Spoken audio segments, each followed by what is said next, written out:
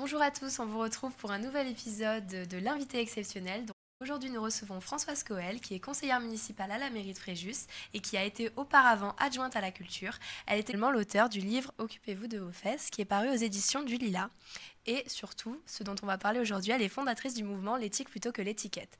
Nous recevons donc Françoise Coel avec Clément Bernard, qui est un étudiant de deuxième année de Sciences Po Ex et qui est ambassadeur de ce mouvement.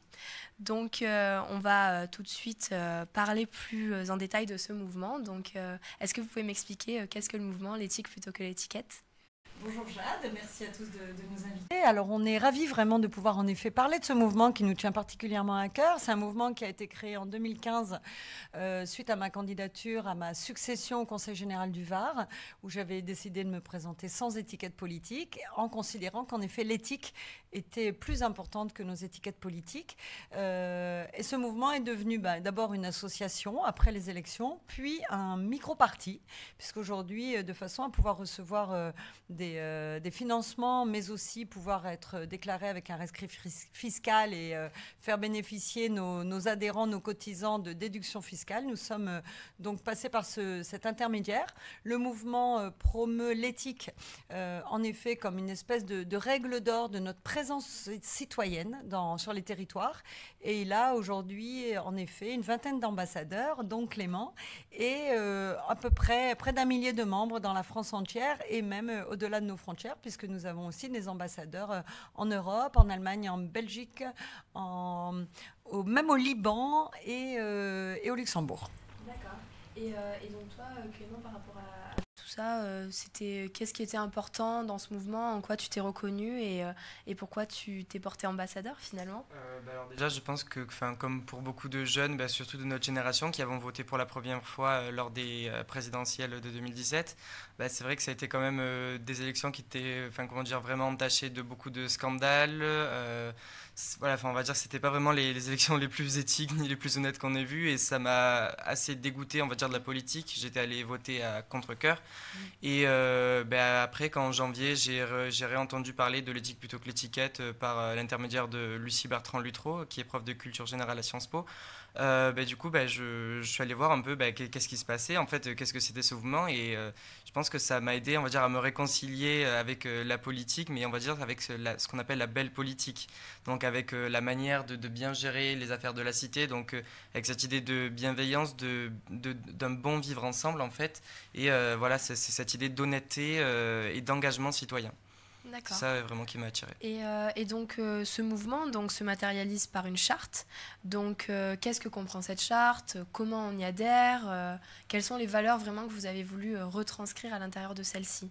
En effet, on a une charte qui est une espèce de socle de valeurs qui comprend 12 mots, 12 mots importants qu'on considère comme nos 12 travaux de l'éthique et qui sont un peu en vrac: la mixité, la laïcité, l'honnêteté, la transparence, la justice, l'équité, la proximité, le respect et l'engagement. Et ces mots, en fait, pour nous, nous considérons qu'en effet, comme le dit très justement et très agréablement Clément, le but c'est de réinventer la politique, mais surtout de redonner confiance dans l'action publique.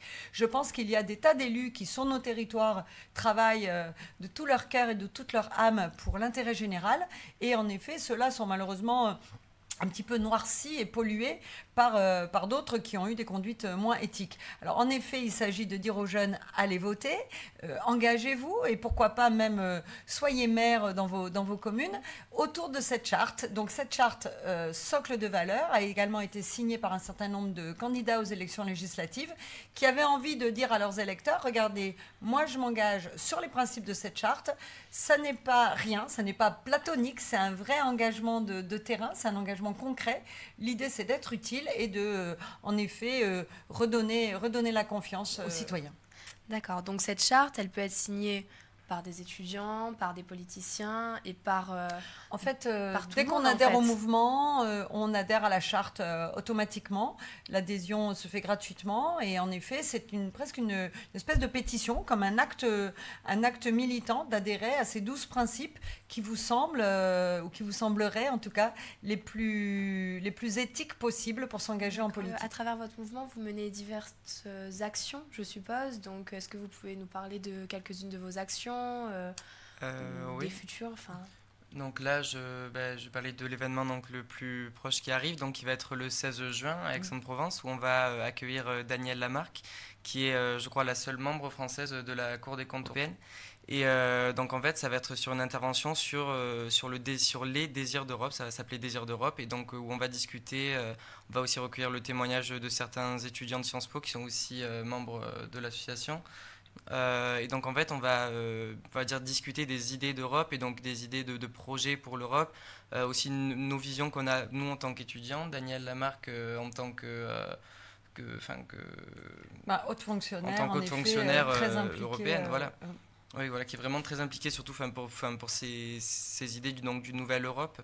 Et donc voilà, donc ça c'est le prochain événement. Le 16 juin, de 10h à 13h à l'Hôtel des Augustins à Aix-en-Provence. Ok, le message est passé. Oui, et puis d'autres événements alors qui seront après l'été et pour lesquels je travaille en effet avec toute cette belle équipe de coordinateurs qu'on a appelé un comité de pilotage, puisqu'on a nos coordinateurs ambassadeurs, notre coordinateur administrateur de l'association, et puis un vrai comité de pilotage qui œuvre maintenant avec beaucoup de temps, beaucoup d'énergie. Donc un événement qui se déroulera à The Camp probablement le 5 octobre autour de l'éthique à toute heure, où on montrera que l'éthique en effet à tous les moments de notre vie citoyenne, mais donc politique, puisque c'est comme ça qu'on considère la politique, vraiment au plus près des gens, au plus près de notre citoyenneté du quotidien, au plus près de la démocratie active, participative et combative parfois. Et donc l'éthique à toute heure, ça sera au mois d'octobre, et probablement au mois de janvier un autre événement alors qui est vraiment à destination des jeunes, qui s'appellera 20 ans en 2020, et qui a vocation à justement engager les jeunes qui auront 20 ans ou autour de 20 ans au moment des élections municipales de 2020 à vraiment redonner de l'intérêt vraiment à la chose publique et à s'engager. Et donc vous, en tant que présidente de ce mouvement, en quoi vous vous portez garante de ces valeurs finalement ? Alors moi, je dis souvent, de façon un peu humoristique, je suis comme monsieur le curé. Je ne vais pas dans le domicile des gens pour voir s'ils sont fidèles l'un à l'autre. Je ne vais pas non plus dans les vies privées des signataires de la charte pour voir s'ils la respectent au quotidien.